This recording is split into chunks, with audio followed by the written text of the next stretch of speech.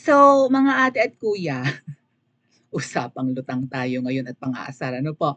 Well, sa tingin ko mga ate at kuya, kapagka may inaasar na tao at lutang, hindi naman apektado. Tama ba? Hindi yun sa pagiging balat kalabaw or talagang kapagka wala ka naman sa huwisyo, hindi ka rin maaapektuhan. Ang mga taong wala sa wisyo parang hindi sila sensitive. So, okay lang naman siguro. Si PBBM po bang talaga ang inaasar ni PRRT?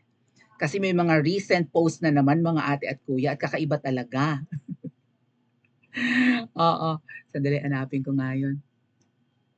Oh, ako bang nag-share? Parang shinare ko rin yun. Sandali ha. Open tayo ng Maui Spencer. Oy, kung di pa kayo nakaka-subscribe sa Maui Spencer ha, subscribe, nakaka-follow sa aking mumunting Facebook page. Kung ikukumpara niyo yun sa Facebook page ni Taning, walang-wala talaga, taing-tai talaga. Talagang ano ako, no, tungaw na tungaw very much. Type natin dito, Maui Spencer. Ayan. Yan po ang aking Facebook page na hindi na umusad ng bonggang-bongga. Magka 40 mil na tayo dito sa YouTube, sa Facebook, hindi pa ako nakaka-1,000 followers.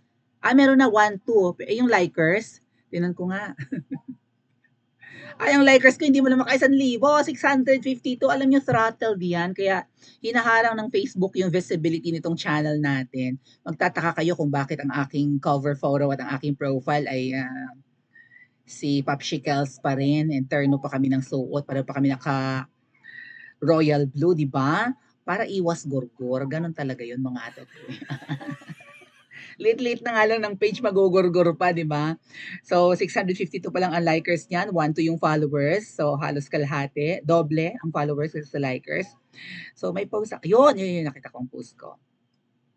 Ito yung post ko mga ate at kuya na nagpa-imprenta ako ng t-shirt para kay PBBM and VP Sara taong 2022. Binili ko yan, nakwento ko yan sa aking post dito sa Facebook, sa YouTube at saka sa Facebook din na bumili ako galing sa sarili kong pera ng polo shirt, nagpa-imprenta ako mahal-mahal kasi rush at hindi sila tumatanggap ng hindi boltuhan. So kung say mga 10, 20 lang na t-shirts ang ipapa-imprenta mo, malaki po ang bayad, no? Kasi nga, konti lang. And rush pa po yan. Pinasalubong ko po yan sa Bisaya. Tinakpan ko na lang po ang picture ng aking nanay Luming dahil po nagre-request sila ng mga ng campaign materials and wala pa akong connection nun sa headquarters ni PBBM at VP Sara na hindi ko naman nakita si VP Sara doon, yung pala hiwalay sila ng headquarters. So kampanyahan pa lang, wala na talagang unit team, no? O ayan.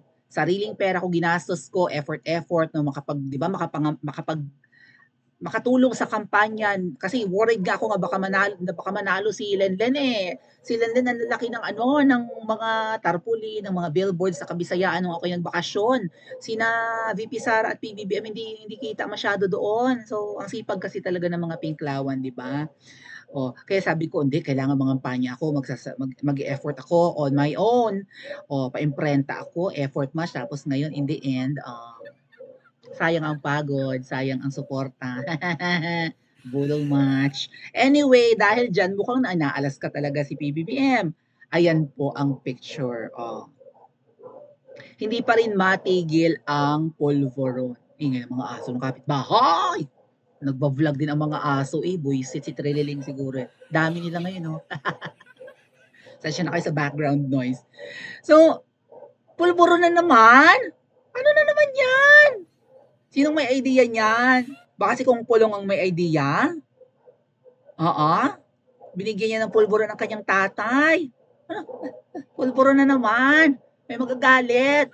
PRRD, baka masuspend na naman ang program nyo, ha? Bagya na nga kayo makakabalik sa mga susunod na araw. Ang blouse ko ba daw ay sa kamiseta? Bibili ako nung sa kamiseta na tigwa 1.3 na iyon talaga.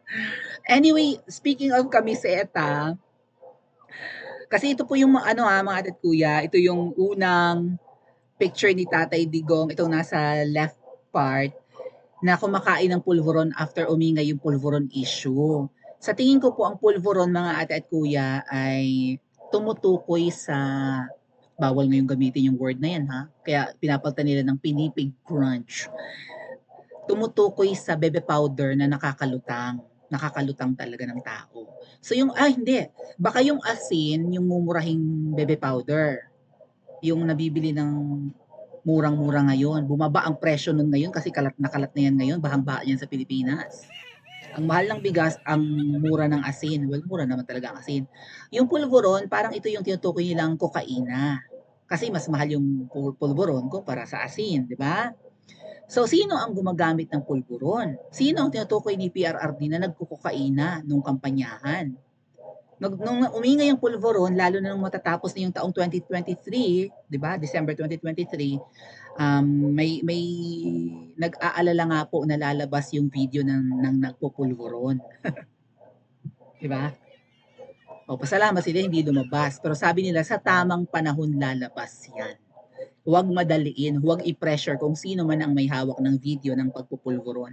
Tapos biglang si PRRD, nagpupulburon din pala, may Kleenex tissue pa, bakit dumidikit ba yan sa kamay? ito yung unang photo. I think lumabas to, mga December ba o mga first week of January? Maybe itong first week of January, no? O, third week na tayo pa fourth week na. Third week na, okay.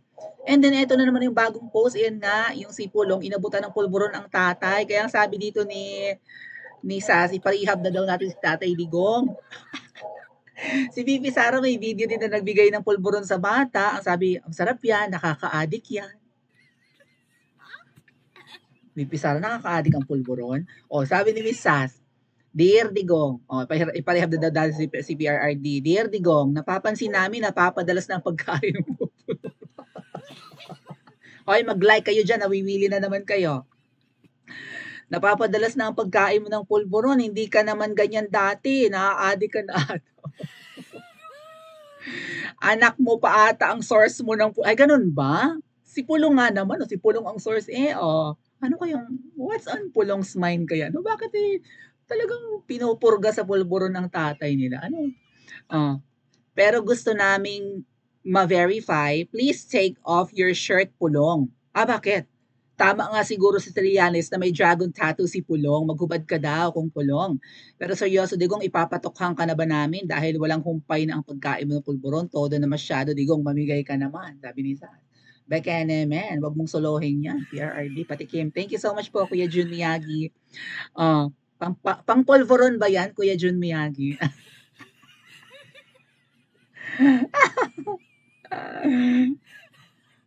Sinong kanor nga nun, hi? Simon? Okay. Napapadalas ang pulburon ni PRRD. Pero sa tingin ko mga ate at kuya, itong picture na ito, na nag-abot si Kong Pulong ng pulburon sa tatay niya, ay siguro ito ay gaya sa PCSO.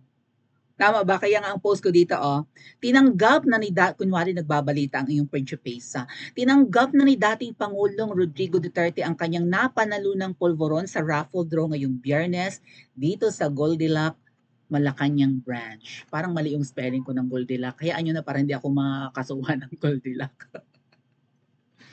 Di ba? Mahirap na Nako, yung damit ng PCSO tsaka itong pulburon, talagang mabenta ito ngayon. Similar po kasi, di ba yung sa picture ng PCSO, inaabutan nila yung inedit na babae ng cheque. Ito naman si Kong Pulong, inaabutan ng pulburon ang tatay niya. Pareho hanap tayo ng picture ng nung sa loto. Parehong nag-aabutan, talaga nag-aabutan ng epektos. Epektos, produkto pala. Epektos tuloy. Dali. Loto.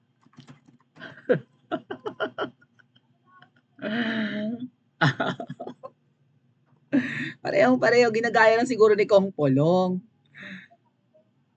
Yan, di ba? Yung babaita. Yan. Di ba nag-aabutan? Kaya siguro ginaya lang ni Kong Pulong yung abutan.